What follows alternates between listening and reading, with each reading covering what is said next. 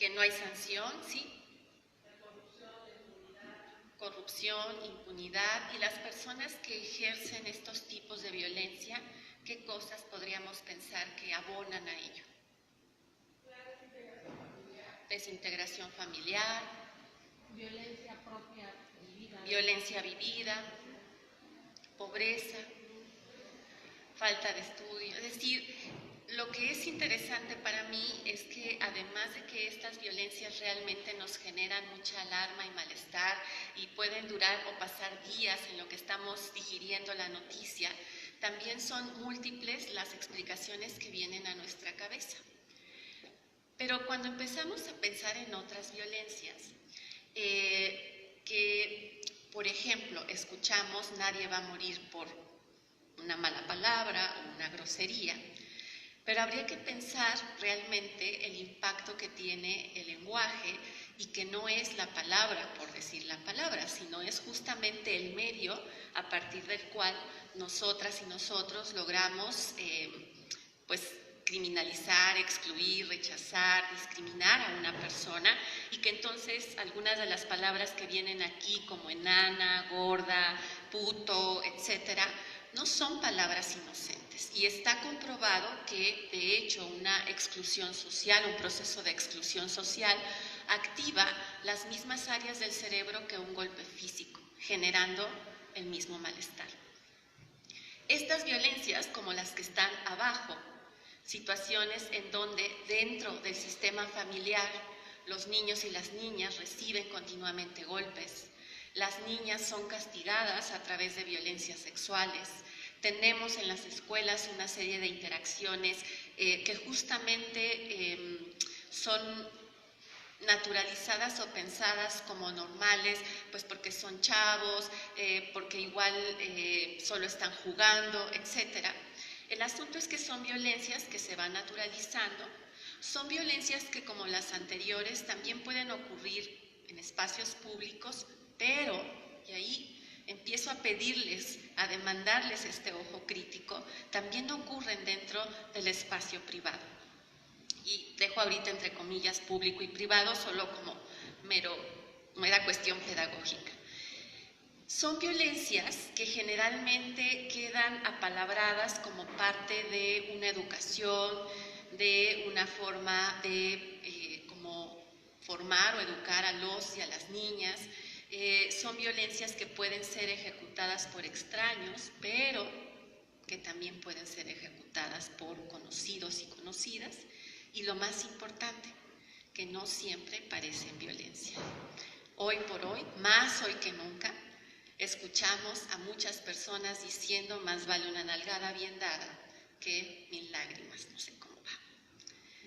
Y es difícil ir contra eso. Y luego, hay otras que ni siquiera por aquí nos pasan. Violencias que están silenciadas, se me pone siempre la piel chinita cuando llego a esta parte. Violencias que están disfrazadas de amor, en el mejor de los casos, educación, juego, corrección o costumbres, pero que valdría la pena justamente pensar que estamos hablando de matrimonios forzados de niñas, que estamos hablando de violencias que ocurren cotidianamente, y muchas, sobre todo en el contexto de nuestro país, ocupamos el primer lugar en abuso sexual infantil, y de eso no se habla, y es en la familia. Hay demasiada preocupación por la diversidad, y habría que voltear a ver a las familias heterosexuales. Están las violencias que se dan supuestamente en el marco de ciertas costumbres, como esto que pasa en España cuando se da la fiesta de quién sabe quién, de una cosa que sueltan a los toros, la pamplonada, no sé cómo se llama, y que ha dado lugar a muchas violencias ejercidas hacia los cuerpos de las mujeres. El aventar ácido a los rostros, a los cuerpos de las mujeres por su desobediencia, por atentar contra el honor familiar, y por supuesto esas violencias que ocurren dentro del contexto de las relaciones de pareja y que a veces es súper difícil, y se los digo con mucha franqueza, tanto por el trabajo cotidiano que hago con chicos y chicas universitarios como en el consultorio. Las chavas no saben definir si lo que están viviendo es violencia o no, pero terminan teniendo relaciones sexuales que no deseaban, prácticas sexuales que no les gustan, no les lastiman, situaciones de control en la forma de vestir, el que sus parejas tengan, pero ya sé que estamos hablando del mundo de allá afuera, todos, todas aquí somos diferentes, pero que nuestras parejas tengan las claves de nuestro Facebook, de nuestras redes sociales, del celular, porque ahora el tema de la confianza y del amor no es la virginidad, sino tener esas claves. Entonces, claro, si vamos poniendo así las cosas, pues ya no resulta tan fácil hablar del tema. Les decía hace un momento que me parece muy importante la manera en la que contextualizamos y definimos la violencia de género. ¿Por qué? Pues porque justamente en la medida en la que hay muchas violencias, en la medida en la que también sabemos mujeres que agreden a otras mujeres, de mujeres que agreden a hombres, de hombres que agreden a hombres, empezamos a hacer una mezcla de todos son igual de canijos y canijas. Y me parece que es muy importante empezar, como decía hace un momento, no es que por señalar esta violencia no se le dé importancia a las anteriores, pero sí es necesario poner atención en estos distintos aspectos que he ido señalando, de cómo hay violencias que van siendo menos visibles, más normalizadas e incluso justificadas bajo parámetros de educación, amor, cuidado. Y entonces es imposible, o sea, claro que nos va a enojar si vemos que un asaltante o una persona que asalta mata a alguien. Lo grave es que no nos alarme tanto saber que la vecina está siendo golpeada por su pareja.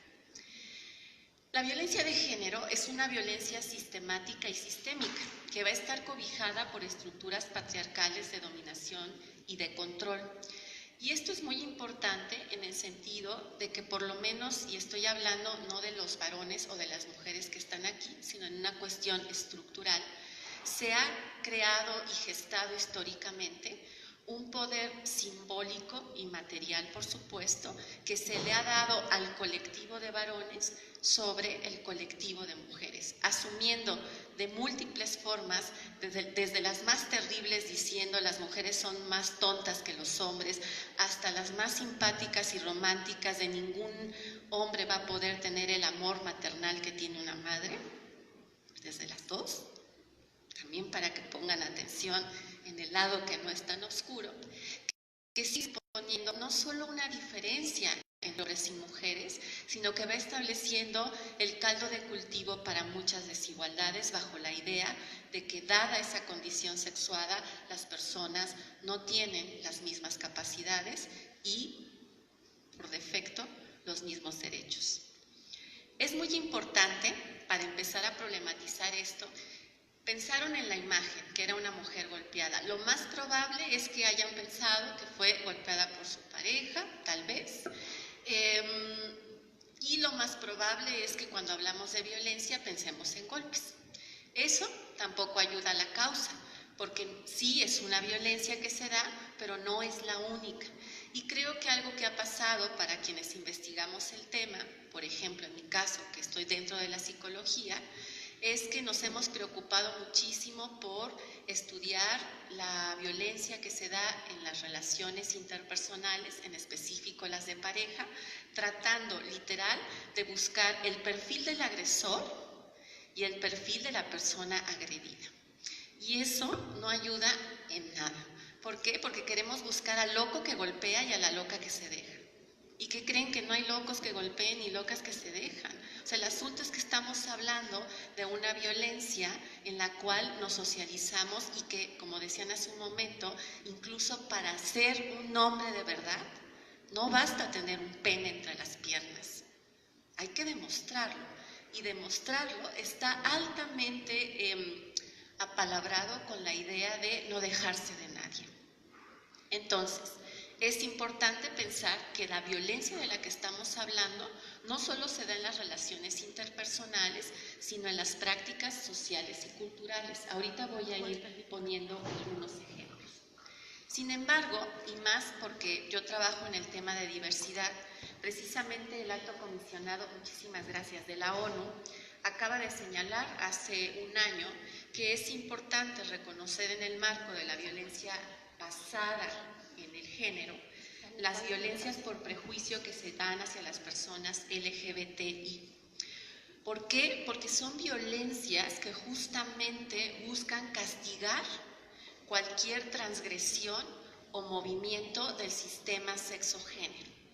Entonces, la violencia basada en género sería aquella que está dirigida a asegurar la vigencia del sistema género, el cual dispone que en las relaciones del poder el dominio quede establecido en el campo de lo masculino y la subordinación en lo femenino.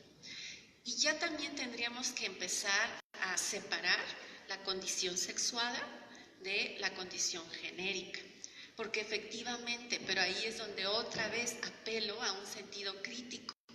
Claro que puede haber mujeres que ejercen violencia hacia otras mujeres y varones que ejercen violencia hacia otros varones, pero lo que hay que aprender es si en todos los casos se está jugando esta relación de desigualdad, y no necesariamente. Vamos para allá. ¿Qué problema tiene el nombrar violencia de género bajo esta idea? Que pareciera, y así se ha palabrado últimamente en las investigaciones, que estamos hablando de violencias bidireccionales. Hombres que violentan a mujeres, mujeres que violentan a hombres. Es un hecho. Hay hombres que violentan a mujeres y hay mujeres que violentan a hombres. Eso no está a discusión. El asunto es que además en este ejercicio crítico siempre tendríamos que dar cuenta no solo de las estadísticas que por sí solas nos dicen algo. En el país mueren o son asesinados en mayor proporción hombres que mujeres, pero son asesinados casi en un 99% por hombres. Están las mujeres asesinadas, que son asesinadas en mayor proporción por hombres. Y los casos de hombres que llegan a morir en manos de alguna mujer suelen ser muy pequeños o mínimos. Quiere decir que sí existe, pero que habría que pensar, y de ahí yo problematizaría el que se quede la violencia como un fenómeno bidireccional, sin tomar en cuenta, y espero que esto ayude, que cuando se apalabró como violencia de género, es que se estaba aludiendo a una violencia particular que se basa en un origen ideológico que supone sostener la dominación masculina sobre la femenina. Eso no se nos tiene que olvidar. Ahora bien, con lo que acabo de decirles, del Alto Comisionado de la ONU, sí se propone hablar de una violencia basada en género y por lo tanto ha sido necesario como visibilizar aún más que estamos hablando en este caso de una violencia contra las mujeres y aún más por lo que decía hace un momento de que nos viene solo la imagen de las mujeres que han vivido violencia y no de quien la ejerce, señalar que es la violencia de los hombres contra las mujeres. Apenas la semana pasada estaba discutiendo con estudiantes que una violencia muy importante que se está registrando es la violencia entre parejas del mismo sexo, hombres y mujeres. Pero en este caso estamos hablando de la violencia que ocurre entre mujeres. Y entonces tenemos una enorme discusión de si puede entrar en los parámetros de esta violencia. Es muy complicado y me parece que más bien abre el campo para investigar, porque una de las cosas que comentábamos es que la forma de violencia que adopta esta violencia entre las chavas es más bien al término o ruptura de una relación. Viene una violencia de descalificar a la pareja, de cerrarle ciertos espacios a los cuales puede acceder. Y entonces hablábamos de si esa violencia cumpliría el principio que tiene esta otra de ejercer control para que la persona termine haciendo lo que yo deseo. Entonces empezamos a tener ahí algunas cuestiones que habría que analizar con más cautela. Visibilizar que se trata de una violencia enraizada en relaciones de poder históricamente desiguales históricamente es clave. ¿Por qué es clave? porque les voy a contar una triste historia. A mí me tocó antes de que se pararan los vagones del metro y después de que se pararon los vagones del metro. Y soy joven, digo, para que no piensen que fue en el año de la canica, no fue en el año de la canica. Me tocó estudiar la universidad y agradecí infinito que pudiera viajar en el metro separado. ¿Por qué? Porque por lo menos por 1 hora y media me sentía segura. Ahora mis estudiantes dicen, es que qué barbaridad, son los privilegios de las mujeres, discriminan a los hombres, eso no es igualdad. Yo sé que ustedes no dicen eso, pero hay personas en el mundo que así lo interpretan. ¿Cuál es el problema? Que se nos olvida la historia, que se nos olvida que algunas de estas acciones afirmativas, lamentablemente, eran acciones afirmativas, quiere decir que tenían una temporalidad mientras se hacía algo más grande para lograr que cambiara nuestra ideología. Y ese es el problema, que no hemos logrado cambiar la ideología y cada vez tenemos más prácticas que siguen reproduciendo estas lógicas patriarcales. Entonces, es súper importante recordar que las relaciones de poder de las que estamos hablando es en un sentido también histórico, que no es de ayer, ni de ahorita, ni de hace 2 días. Y que, insisto, van a colocar la idea de dominación de un grupo y de subordinación del otro. Si vemos la definición que da la Convención Interamericana para prevenir, sancionar y erradicar la violencia contra las mujeres, alude a toda acción o conducta basada en su género que cause muerte, daño o sufrimiento físico, sexual o psicológico a las mujeres, tanto en el ámbito público como en el ámbito privado. El asunto con esta definición, y me voy a saltar a esa imagen que nunca aparece y que si apareciera la imaginaríamos así y que no es así, que puede ser cualquier colega, varón, sujeto, individuo, que justo creado, construido y encarnando esta masculinidad hegemónica puede reproducir violencia, como diría Kaufman, violencia contra las mujeres, violencia contra otros varones y violencia contra sí mismos. Pero eso es asunto de otro momento. Entonces, ahí también está este sujeto, ¿no? Regresando a la violencia basada en género. Esta definición me pareció muy interesante, es una definición propuesta se me olvidó ahorita cómo se llama se me olvidó, disculpen, lo puse allá abajo, pero se me olvidó las siglas, ahorita me acuerdo. Está en una fuente de la CEPAL y alude a cualquier acción o conducta basada en el género y agravada. Esto es muy importante también ahora, entender cómo se juegan otros ejes de opresión en el tema de la violencia de género, es decir, la raza, la clase, la identidad sexual, la edad y la pertenencia étnica. Pero el reto es, y les voy a poner un ejemplo, entender por qué no todo va en el mismo cajón. Hace algunos años, un estudiante en la facultad me platicó una situación que vivió. Al salir de la facultad, abordó un taxi y como a 2 cuadras se subieron 2 sujetos más, es decir, era el conductor y 2 varones más, y hubo una suerte de secuestro expreso. Lo anduvieron dando vueltas, le robaron el dinero, y cuando él me platicó, afortunadamente no pasó de eso, cuando él me platicó, me dijo: Tania, me moría de miedo, yo pensé que me iban a violar. Como siempre estoy haciendo experimentos sociales y doy conferencias gratuitas personalizadas, cada vez que tomo un Uber o un taxi, empiezo a dar mis conferencias.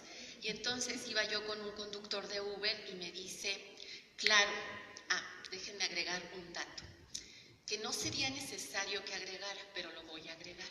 Mi estudiante es gay. Y entonces me dice el conductor del Uber, claro, es que ese es el pensamiento homosexual. Yo, como tengo pensamiento heterosexual, lo que hubiera pensado es que me iban a matar. Y tienes razón, pero no porque haya pensamiento homosexual o heterosexual. Lo que quisiera poner en la mesa es que este chavo, aunque estaba con otros varones, y aunque tuviera lo mismo entre las piernas, tenía una desventaja al modelo de la masculinidad hegemónica. Pero les quiero decir algo y apuesto mi salario. Si hubiese sido mujer, no hubiera importado su orientación. Y ese es el tema. Y otra vez se me enchina la piel. No da igual cómo entendamos y problematicemos las violencias. Entonces, claro, hay otros ejes que se van a atravesar para poder entender cómo es que se juegan estas relaciones de poder y que puede un hombre ejercer violencia sobre otro hombre o una mujer hacia un hombre, y todas las combinaciones que se imaginen.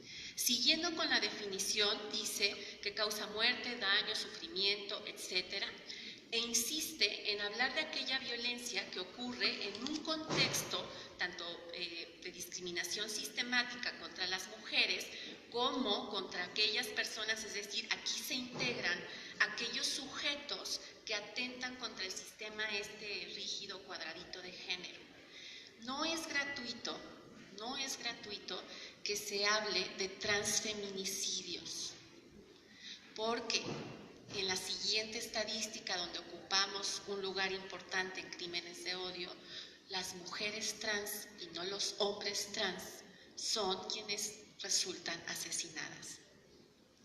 Siguiendo con esto, ojo, al margen del sexo, o sea, si queremos hacer esta comprensión, dice, puede ser al interior de las familias o fuera de ellas, al margen de su sexo, no tiene que ver con casos aislados o esporádicos, sino que están referidos al sistema de género imperante, que nos recuerda una situación estructural y un fenómeno social y cultural enraizado en las costumbres y en las mentalidades de todas las sociedades y que se sigue apoyando en la idea de inferioridad y subordinación de las mujeres, déjenme agregar, de lo femenino, y la supremacía y poder de los varones, déjenme agregar, lo masculino.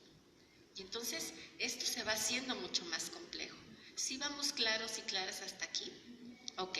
Entonces, a manera de resumen, la propuesta de entender esta violencia es una violencia basada en género que, atravesada además por otros ejes, puede llevar o puede justo reproducir todos estos actos que atentan, en principio, contra las mujeres, pero ahora también podemos pensar en otros sujetos que salen del sistema binario, sexogenérico, heteronormado, cisnormado, sexista y todas las cosas que les quieran agregar.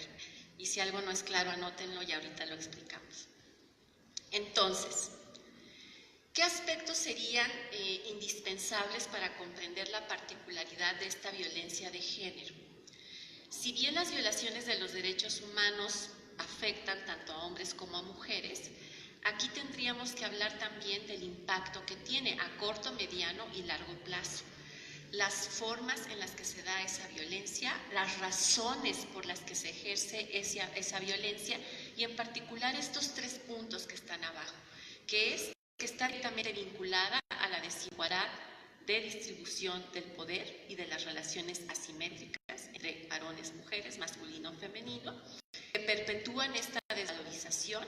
Por ejemplo, con otro estudiante hicimos una investigación sobre las aplicaciones para ligue entre chavos y una cosa muy interesante es que hasta dentro de los hombres gay hay preferencias, y por preferencia, que quede claro, hablamos de orientación sexual y no se llama preferencia sexual, es orientación sexual, y cuando digo preferencias aludo a que requieren a un hombre que no sea femenino o un hombre que no sea afeminado.